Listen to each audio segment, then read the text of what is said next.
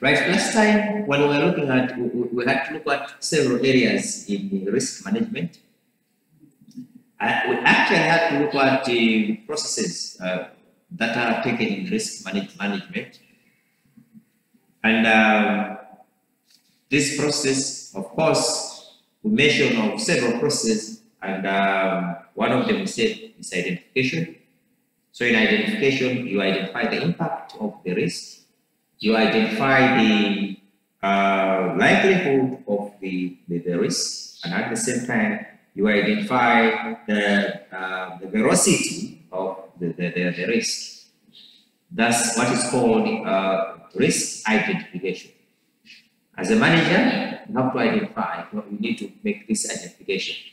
And the second step in risk management, apart from identification that we already looked at, we actually said something on the source where the risk is coming from.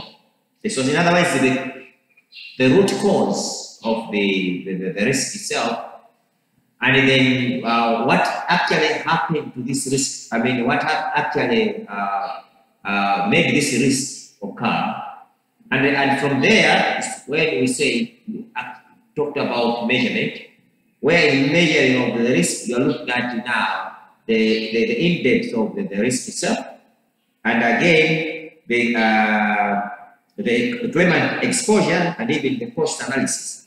That's the measurement. So we have to look at evaluation, where in evaluation we look at accept, avoid, and then even the reduction.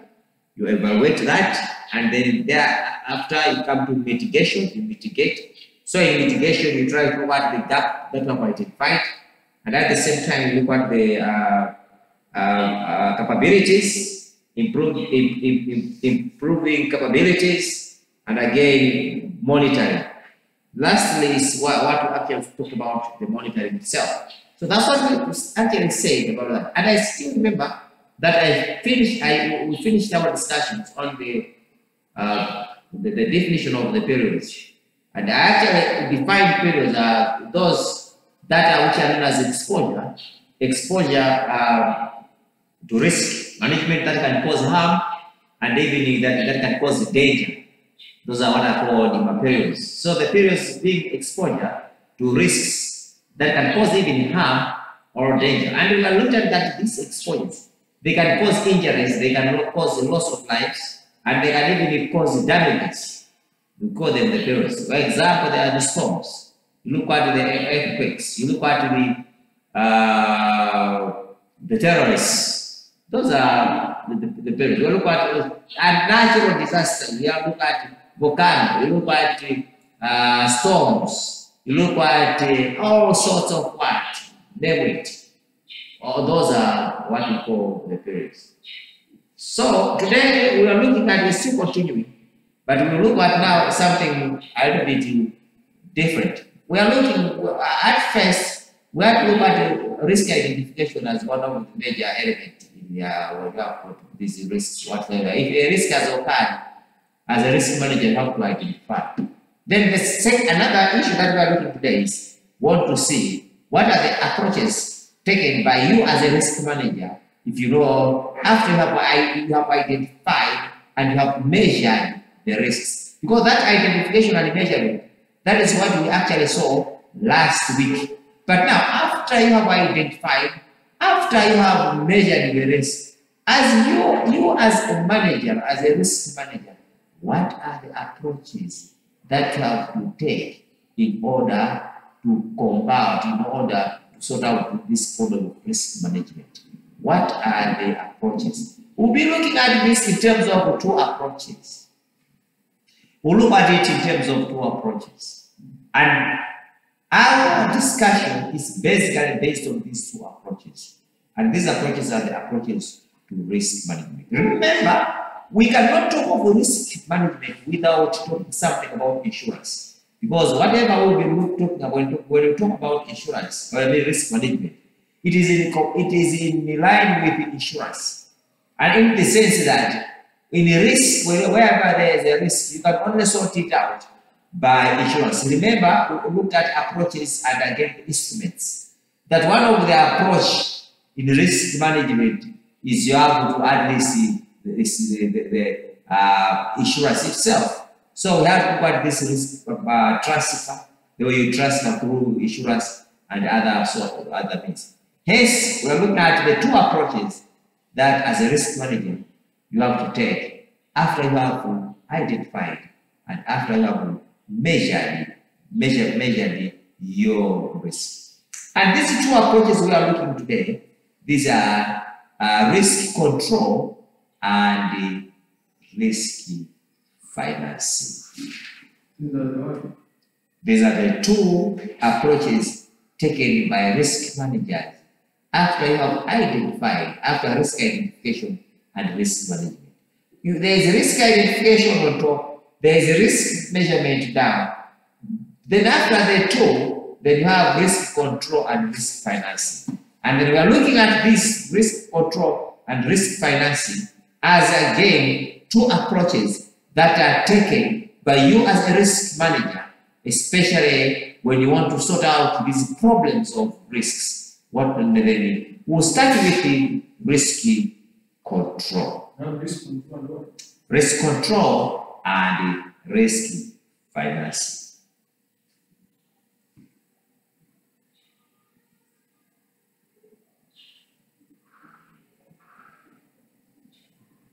Well, I will define what is risk control. What is involved in risk control? And how is this risk control being done? We'll look at that. We'll look at that in depth. Then let's start with the risk control itself. Let's look at this risk control.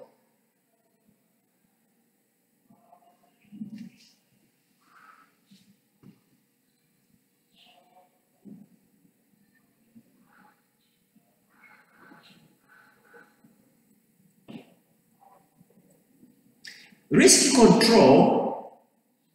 control is there to reduce the firm's expected property, liability, and even personal losses. When you look at this risk control, it's there to reduce the firm's expected property, reduction, liability, and at the same time, personal losses. It's there to reduce this. That's why we have got what is called a risk control. So risk control is there to reduce the firm's expected property, liability, and the personal losses.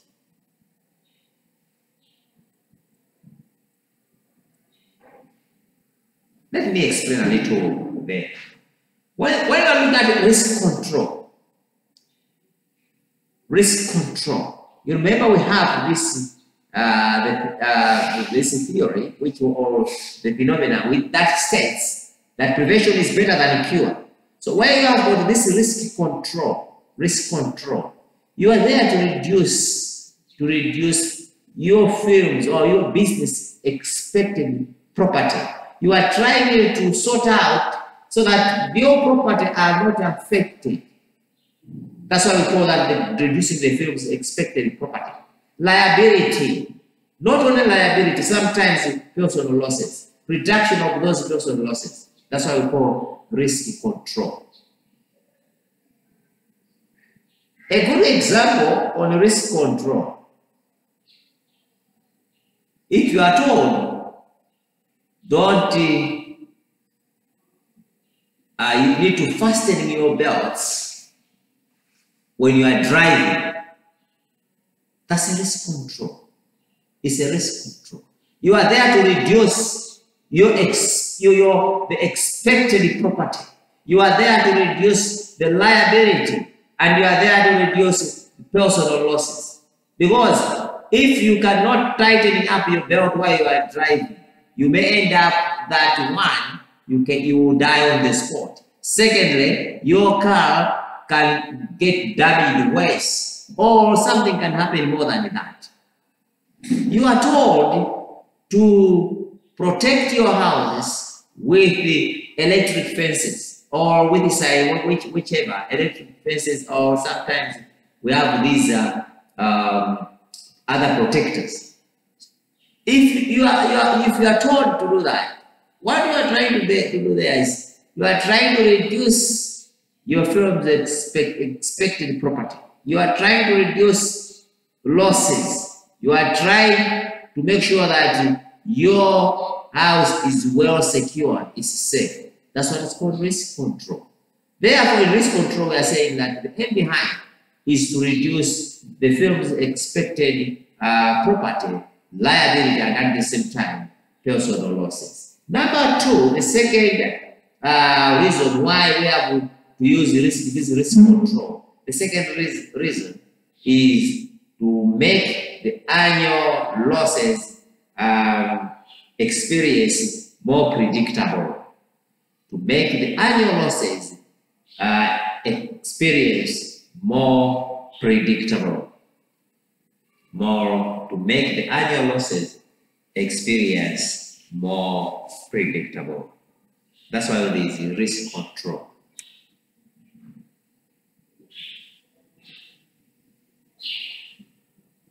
Let me give you an example that is happening nowadays, especially during this time of flooding, where we are having Chikwawa and Sanje, our friends, they are dying. There's this risk control. We have done the disaster management affairs, of which is there to make sure that annual losses experienced are being predicted. It's easy because what they actually those guys actually do is every year they predict, say, there will be floods. Let's move to upland. So the moment you look at this risk control is trying to fill the gap of these losses happening. It's trying to fill it. So the moment you are having risk control, the moment you belong to this risk control, you make sure you are trying to at least to have that mentality of forecasting something, predicting, because even if there is prediction, but still other things, they are very, very obvious. They are very, very, very obvious. Chihuahua and Sanje, it's obvious. Every floods, obvious. But just because that place belongs to them, it's a forefathers' place, they cannot run away from there.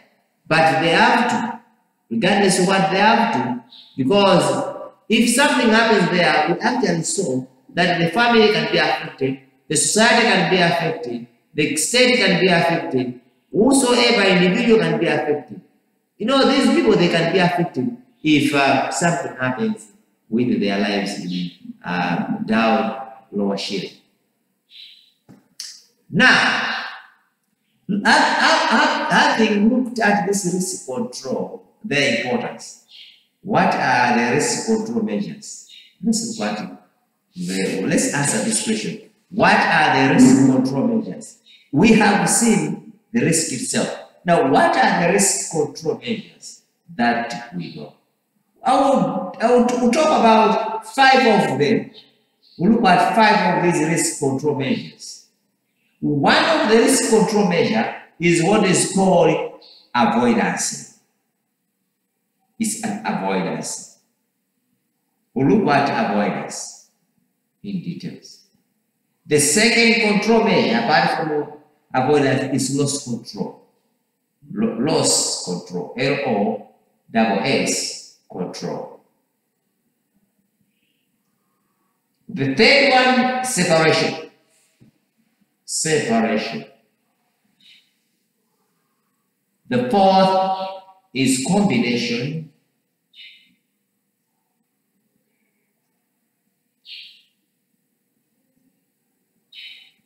The other one, we have separation, we have combination, and number 5 is transit. Transit.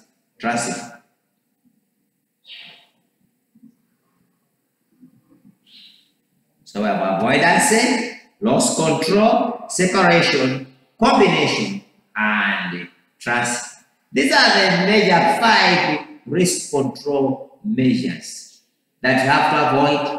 You have to, there must be that loss control, separation, combination, and trust. Let's start looking at each and every aspect of these risk control measures in depth.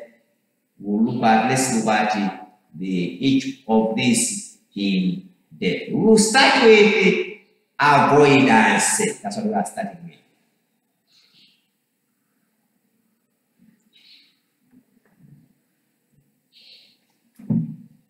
When you look at avoidance, it has to do especially with what is called pure risk. Avoidance has to do with the pure risk. Remember, we have got speculative risks and we have got these pure risks. We already looked at that. But now, if you are looking at this pure risk,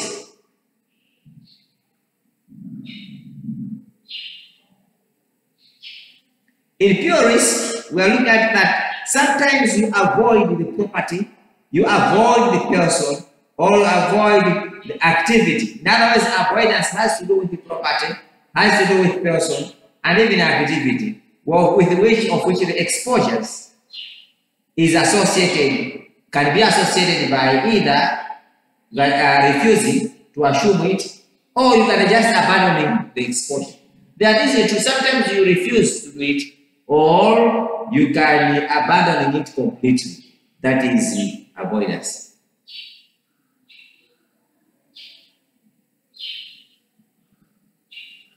When you are avoiding something, you try to refuse to assume it, or you are trying to abandon that exposure. A very good example, if you say, I will not do this experiment, I will not conduct this experiment, it means you are refusing to lay your hand on that experiment. Or, I will not do this, you are trying to avoid it. I can't do this, you are trying to avoid it. That is avoidance. You only avoid something after you have followed the right channel, you avoid. If I go back to our phrase, of which maybe there are other risks which cannot be avoided. For example, the devastating earthquakes that has just occurred in Turkey just a week ago. That one, you can't avoid it. You can't avoid it. They just saw that earthquake. They just experienced the earthquake. But it was very difficult for them to avoid it. Very difficult. But there are other incidences which you can avoid. For example, they are saying don't drink and drive. You can avoid that. Don't drink and drive. Or you are told you have to insure your house. You can do that. But in terms of other things, it is very difficult for you to do it. Very, very, very difficult. Very difficult. If for another example, but the terrorists, they just attack something without your knowledge. You are not. Maybe you can do that. You can adjust avoid it, but if you follow the insurance issue. But in real sense, those incidences they just occur without your knowledge.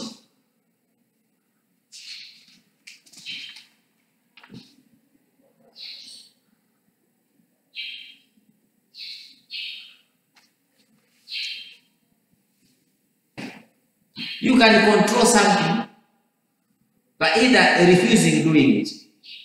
You can refuse doing it. For example, if you know that I think if I build a swimming pool, maybe it can harm my kids. Why can't you just refuse building a swimming pool?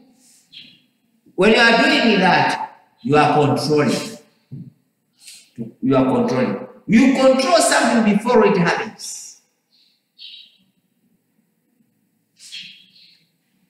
But in terms of abandonment, because when you look at avoidance, we are looking at into two issues. One, you refuse to do it, and then abandonment. So when you abandon something, if you are abandoning something, it means that you have started doing it, and then thereafter you just say, I think let me just leave it aside. You decide not to do it again because you know its effect. Then you have abandoned it.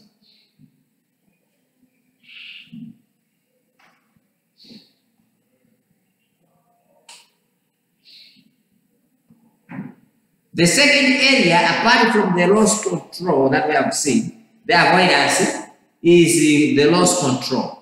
After the avoidance, the second entity that we are looking at is the loss control. And then we will define what is this loss control, what is contained in loss control. Remember what we are looking at, don't move away from that.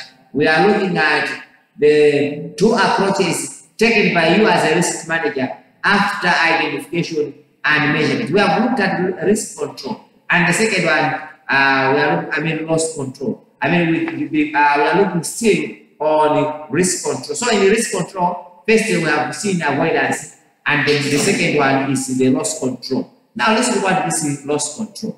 Loss control, the first loss control and the other one, which is avoidance. They are under what is called risk control. Loss control now. Loss. In loss control, you try to measure, it measures the attack risk you measure it by lowering the chance that the risk will occur. Or loss control, you try to measure the attack risk by reducing its severity if it does occur. You are trying just to reduce. In other words, the loss control has to, if you are just lowering the chance of doing it. A good example is this, that even when they say, if for example you are moving, you are told to fasten up the belt. Does not mean that even if you fasten up the belt, if an accident has occurred, it can affect you. But what is there? You are just lowering the chance of that can occur. That's what we call loss control. The very same loss control has to do with the loss prevention. Loss prevention. You can prevent fire resulting in construction. Moving to uplands, you can use safety goggles, whatsoever, and even the ventilation. That's what is called loss prevention. So loss prevention and loss reduction, sometimes talk about loss prevention. You can sometimes you can prevent. When you have got fire extinguishers, those are just loss prevention. When you have, if you are told to move out to uplands, that's loss prevention. Which is the loss control. When you have got safety glasses, that's loss prevention. And when you have got ventilation, if you are told that you need to have ventilated houses, those are what are called loss prevention.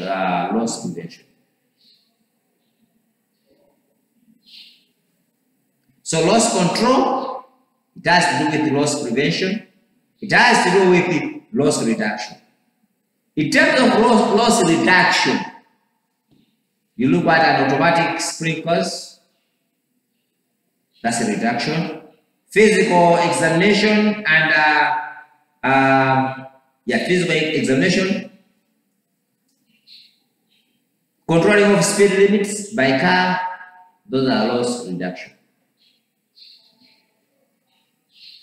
We have another one, which is the location and then the timing. Then the question can be, We are looking at this as the second one, which is known as risk control, where we are looking at loss control and the other. Why is this? Who is responsible for this loss control? Who is responsible for this loss control?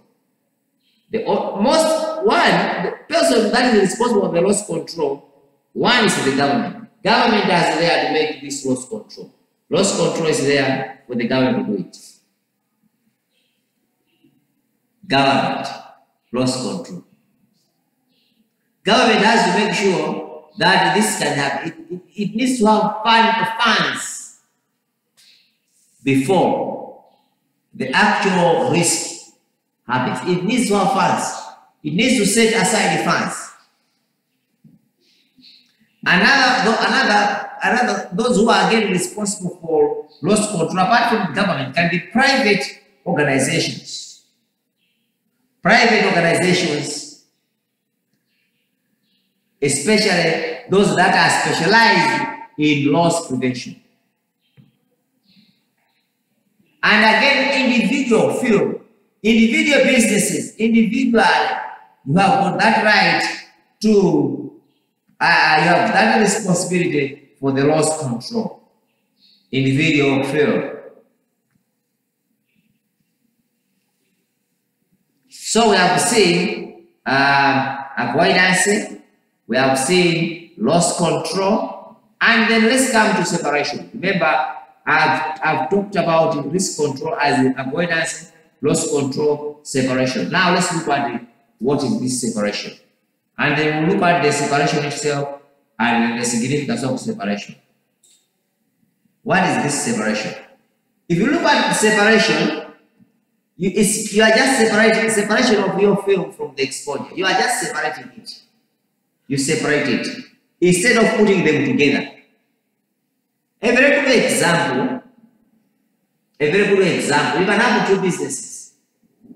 You know that businesses, they are risk takers. You have to be a risk taker. So you can have a business, another business. That's separation. You can separate them. Films. Let's look at this University of Lilongwe.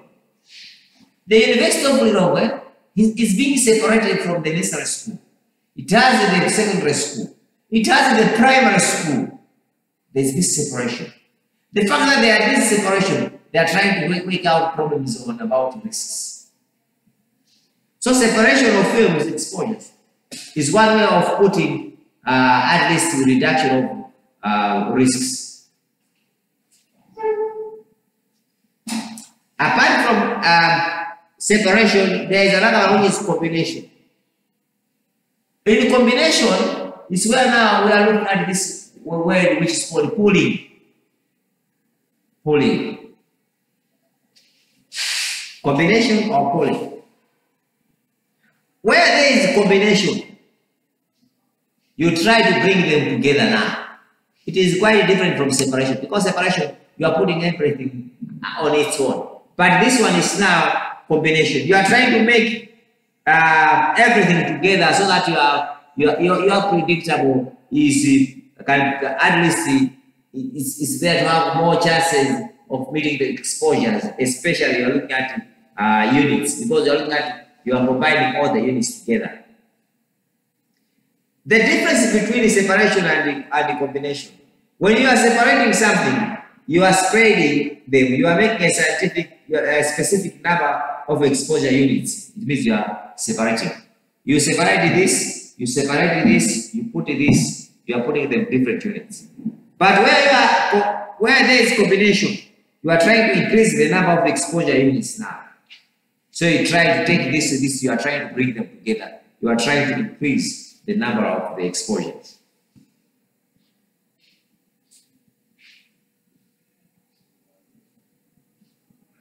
If I give you an example, separation and the combination. Separation, as I've even said, sometimes you can have several businesses.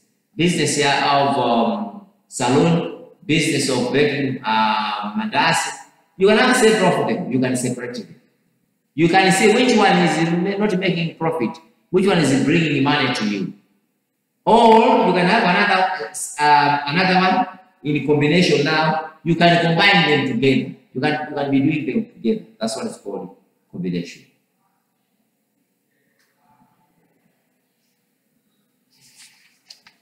Another way of in this, we talk about risk control. You are looking at transfer now. When you are transferring is where now you sell, you transfer, you hedge. Unlike your insurance company, it's where now you can hedge, you can sell something. Apart from that one, sometimes you can shift to the landlord. You are allowed to shift to the landlord by the tenants. You transfer.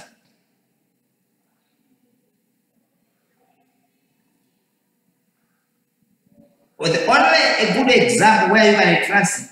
Sometimes the financial risks, you can transfer financial risks. That can be shifted to liability risks. Therefore, someone who has a transferee is responsible to transfer everything to another guy. If you want to do that, you can do that. You can transfer to another guy, and then we call it transferee. When you are transfer something, it means there must be what is called legal binding. A very good example where you are transferring for like insurance company, there must be what is called legally binding. But all in all, what we are looking at here is any risk can be transferred, any risk can be combined, a risk can be separated, there can be loss control, etc. If you have questions, observation, please, you are now welcome for questions and observation.